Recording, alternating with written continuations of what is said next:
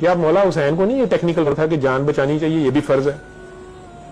यहां पे तो जान, माल, औलाद, बच्चे, कई लोगों ने मशवरे भी दिए, लेकिन भाई वो इस्माइल वाला दुम्बा, वो इब्राहिम वाला दुम्बा, ठीक है, कुछ राज अल्लाह के हैं, कुछ राज नाना और नवासे के हैं, कोई वादे लिए हुए हैं उन्होंने, ठीक है। अब आप में से जिसने तो आजकल के दौर में अपने दफ्तर में सही और गलत पे स्टैंड लिया है, जेन्युइन, अपने घर में, अपनी फैमिली में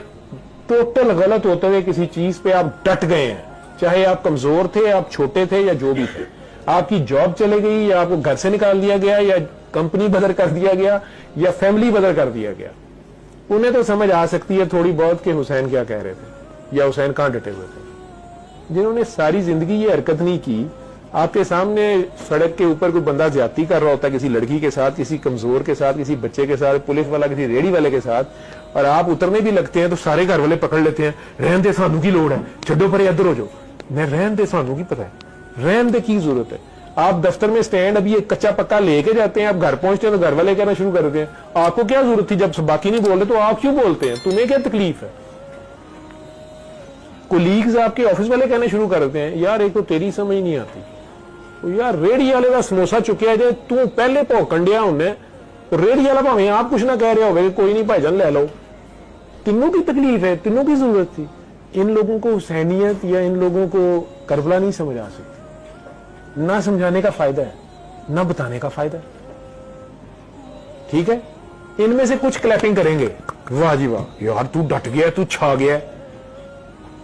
यार, मैनू भी, मेरी भी प्रमोशन नहीं कर रहा, कल मेरे नाल भी चली, इत्थे ना हीरो बनो, एंड टाइम पे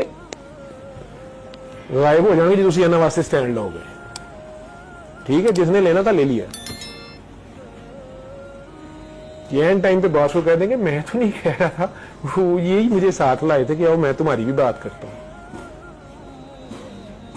बाद में आपको पता चलेगा आप निकल गए हैं, उदी प्रमोशन हो गई तो अड़ी सीट पे वो आ गया। इनको आप हुसैनियत समझाएंगे। मैंने कहा ना कि वो अगर समझ आनी थी, वो किसी आलिम से,